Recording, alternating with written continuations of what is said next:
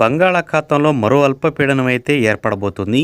దీని ప్రభావంతో ఏపీ మరియు తెలంగాణ రాష్ట్ర వ్యాప్తంగా వర్షాలనేవి కురిసే అవకాశాలున్నట్లు వాతావరణ శాఖ అంచనా వేస్తుంది. జనవరి మొదటి వారంలో ఇది అల్పపీడనం బలపడి దూసుకువచ్చే అవకాశాలు కూడా ఉన్నాయని వాతావరణ విభాగం అయితే పేర్కొంటూ ఉంది.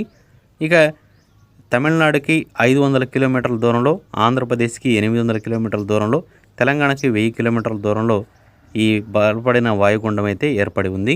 సో ఇది రాను రాను మనకి గంటకి 20 నుంచి 10 కిలోమీటర్ల వేగంతో దూసుకొస్తూ ఉంది.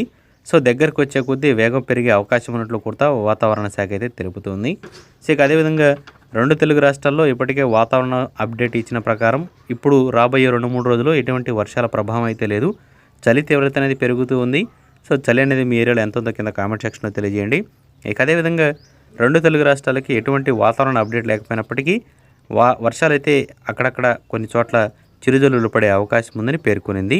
సో ముఖ్యంగా సముద్రానికి దగ్గరగా ఉండే జిల్లాల్లో మాత్రం అక్కడక్కడ మనకి చిరుజల్లులు లేదా ఓ మోస్తరు తేలికపాటి వర్షం కురిసే అవకాశం ఉన్నట్లు వాతావరణ శాఖ పేర్కొంటూ ఉంది. ఇక అదేవిధంగా మీ ఏరియాలో కనుక వర్షం పడితే కానీ కింద కామెంట్ సెక్షన్లో తెలియజేయండి. సో చాలా వరకు వర్షం ప్రభావం అనేది తక్కువనే చెప్తూ ఉన్నారు.